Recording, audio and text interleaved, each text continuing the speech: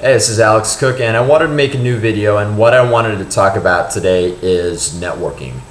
Because it's something that gets talked about a lot because it is important, but it's something that I don't think really has been addressed well, or when it has been addressed, a lot of times it's information that's very generic, very blasé, like, step one, sign up with LinkedIn. And what I want to get into this is something that's more actionable, something that you can really put to use. So this video here is, because I do run a finance-oriented website, that this is going to be geared a bit more toward people working in financial services, but I think the general principles apply to pretty much everything as well. So if you don't work in financial services, look at this video from what are the general principles that I can apply elsewhere. So what I'm going to talk about is three things. First, I'm going to talk about the motivation that you need to do this, because a lot of people just get too comfortable with their existing circle. Second is the idea of offering value, and this is what's really going to get people to connect with you or not. And then third is access, because you want to make sure that you're actually in front of the kind of people that you want to connect with. So when I talk about motivation, is you have this thing called a comfort trap where you get too comfortable with your existing circle.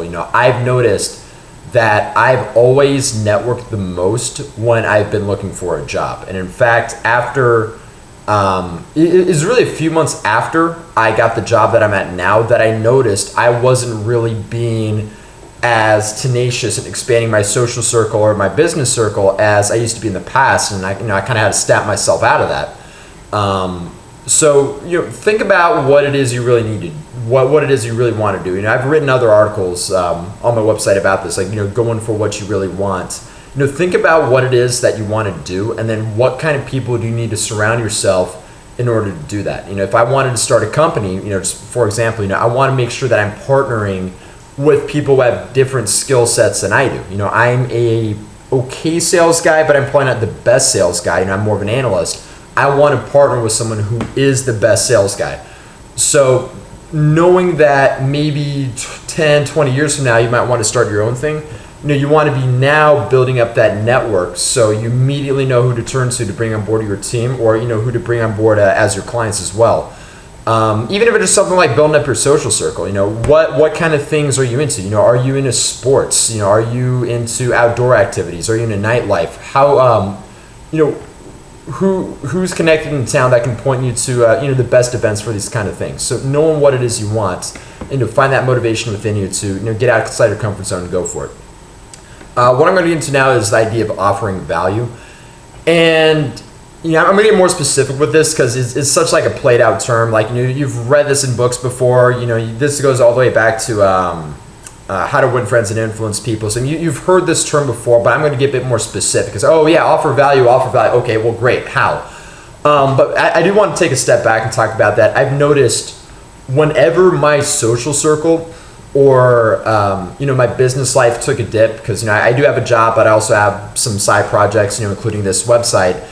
It's because I got too focused on the results, too focused on the fruits of the labor, as opposed to not being focused enough on adding value to the people that I was interacting with. It's just like, if you're at like a bar or at a party, you want to be looking at how can you bring more fun to the party, not just, how can you get, how is it all about you?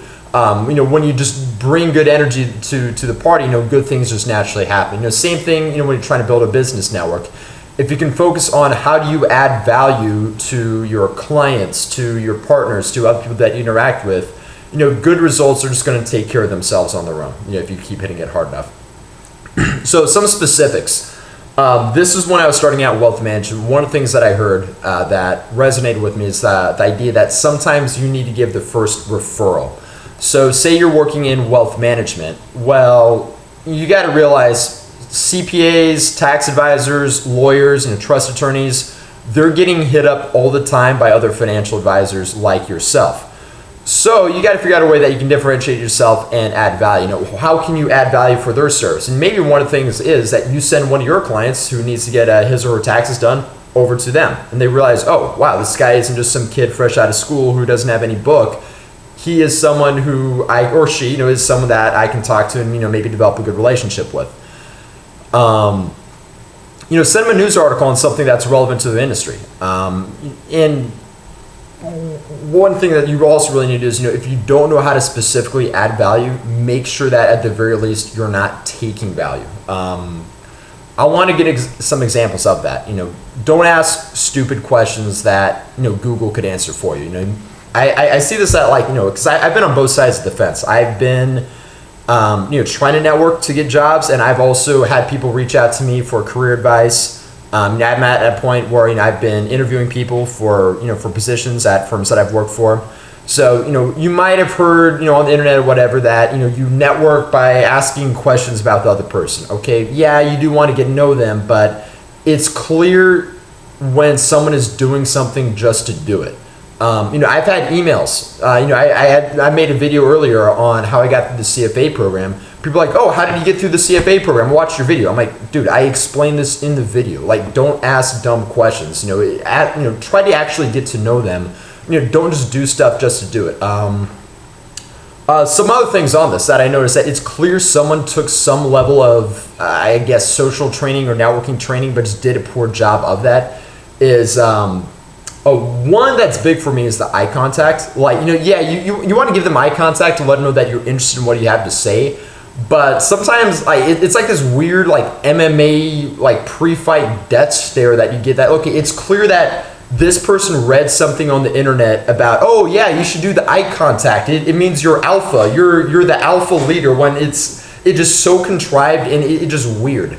Another is say the person's name, and I think this comes from Dale Carnegie's book, How to Win Friends and Influence People, where it just gets played out to the point oh hey Alex, how was this? Alex, what do you think about this? So Alex, oh yeah, blah blah blah. Alex. I'm just like, dude, just shut up. It's so clear that you're not even necessarily interested in the interaction. This is just something that you read somewhere, and it is clear when someone has this kind of training. So just be more. Just be more loose with it. Just be more natural with it. I think I hammered that one into the ground. So realize that people are busy. Come at this with empathy. People don't owe you stuff. It's not that you go to an event and that people are pretentious, which I think that's the most overused term. I'm not from Dallas originally. Dallas is the city that I'm living in now, and I think the term pretentious is the single most overused term in Dallas. But oh, this, that, it's so pretentious. Look, what's going on really is you're in the fourth largest metro area or third or fourth largest metro in the U.S. I think it's fourth actually. Anyways, so it's people have options. They're not just going to roll out the red carpet for you because you're the one person who stepped up and said hi to them. Whereas in your small town, the one person who is maybe 1% more confident than the rest can get results. High value people have options.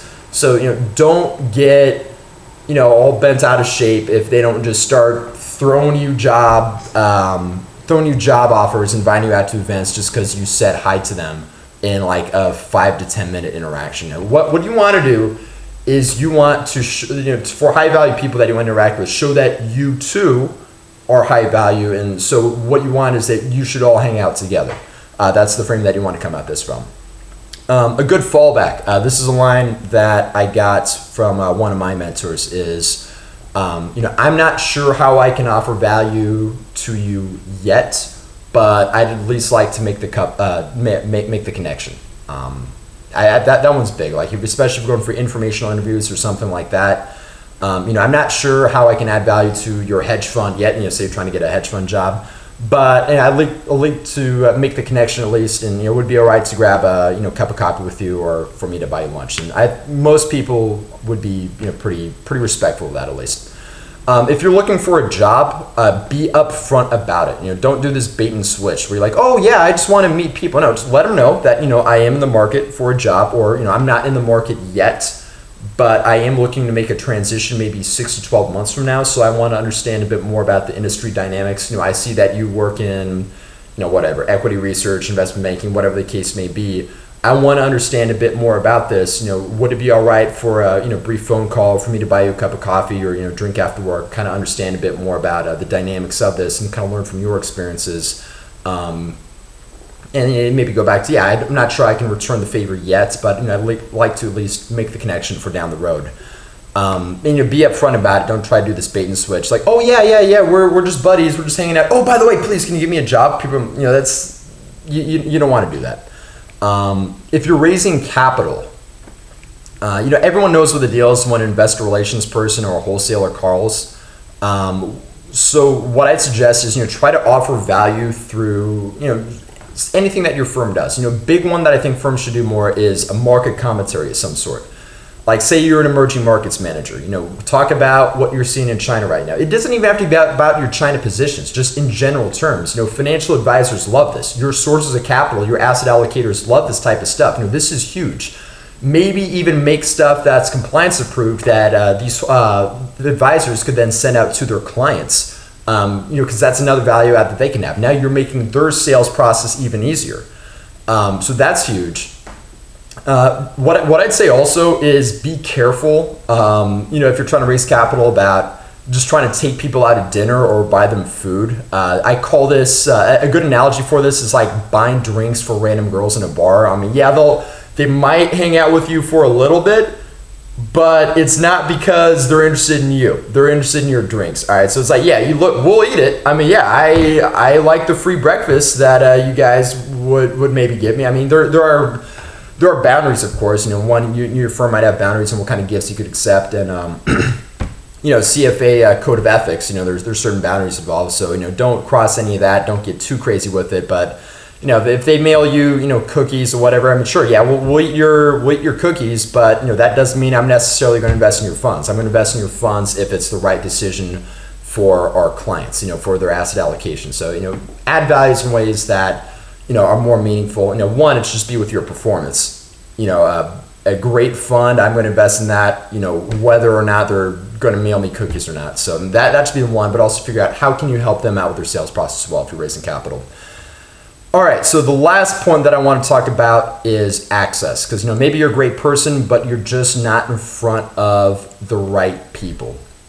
And part of this is you just have to play the game a little bit. I was talking to a friend of mine who he went to a state school, and he was talking about, it's too bad because I wasn't in a frat, and everyone that went into finance, the front office role of my firm was in a frat. Well, okay, looking back, maybe you should have joined that fraternity, which that's a separate case. Greek life is completely different campus to campus, so that's too general. You can network without it. I was not in one. I was in a Greek letter organization that was not a social fraternity. It's called Alpha Kappa Psi. It's like it's more of a business oriented group. But that being said, figure out what kind of groups you need to get involved in, and then get in front of them. There's in every city there's a general sort of networking group, which I'm involved in one. It's a fun group. It's called Uptown Young Professionals. I've made a lot of good friends through that. But if you want to be in front of finance people specifically, you need to go to where they are. So some good groups for that are CFA Society. The CFP, they have a similar group, I think. Some cities have the CAIA, which is like it's the alternative investments specific version of the CFA. Markets Technicians Association. If you're a C level, or if you're more senior level, Financial Executives International. That'd be a good way to network with your peers. So know which networking events are the ones to go to. You realize you do have to play the game a little bit. People, going back to adding value, people aren't just going to roll out the red carpet just because you showed up. You need to show up where the people that you want to meet are. So to get in, again, offer value. Some of these events may have dues. Just pay the dues. It's like if I go to a high-end nightclub like Marquee or XS, I fully expect that I'm going to have to pay cover there, and I'm fine with that. I don't know if I would even want to get in for free because I love Marquee. I think it's it's my personal favorite probably nightclub in the world. So I want them to be compensated for the good job that they do. I think people should be rewarded for doing good work. Same thing with kind of getting these events. Don't just try to leech your way in. Offer value, pay the dues, get to know the people, and maybe even ask, hey, how can I help out with this event? I like the group that he put together. Do you have any volunteer opportunities, or do you have any leadership opportunities? I'd like to get more involved, give back, and help this group grow. That's a huge way. If you are in a position where you're an organizer or a leader, excuse me, be open to feedback. I've seen so many groups not live up to their potential because of this. Put your ego aside. Some people, are just going to troll, or they're just going to spam on your Facebook page, or they're just maybe just negative in general. So they're just going to say negative things. Oh yeah, well this wasn't good, that wasn't good. They would say that about anything, but I'm not talking about that. If you have legitimate feedback, take it seriously. Put your ego aside and listen to it, because I've seen so many groups that can do so much better, does not live up to the potential because of this, because you have leaders who just wouldn't listen to feedback. So what I talked about there, that's the active part of Access. I do want to talk about also the sort of a passive game, which is your LinkedIn. You have that dialed in. Get a professional resume review. Wall Street Oasis, I did one with them a couple years ago. I think it cost like $200, but it was worth it. They did a great job. And use bullet points from your resume on your LinkedIn. So what's going to happen with this is that headhunters are going to start reaching out to you, because they scan through LinkedIn. They have the premium version or whatever it's called. So they'll be able to quickly scan through LinkedIn through certain keywords that they look for, certain phrases that they look for, and that will allow them to reach out to you. So just by you almost even doing nothing, just sitting at home, watching Netflix, are going to reach out to you, which, don't do that, by the way. You need to be active, you need to be getting out there. I'm just exaggerating a little bit, but even that too, once you have your LinkedIn dialed in, once you start sending your cold messages, having a good profile is going to make people a bit more receptive to that. I would say overall you want to be 90% active. The passive part of networking, where you have the LinkedIn people coming to you, is only going to be maybe 5 to 10%. That really goes over what I wanted to cover. You want to have the motivation. You want to make sure you're coming from a frame of offering value. I have really noticed too. I really just want to hammer this home, that whenever I've noticed that my social circle or my business life sort of takes a dip, it's because I wasn't coming from a frame of offering value. It's because I was too focused on results, too results oriented, as opposed to just offering value, and then eventually the results take care of themselves. And finally, you need to make sure that you're in front of the right people. So do your research, figure out what groups you need to get involved in. Pay your dues if you have to. Don't try to weasel your way in, and figure out how you can get back to them as well. So I hope you enjoyed this video. I hope you found it informative. Leave a comment if you have any feedback, and have a good one.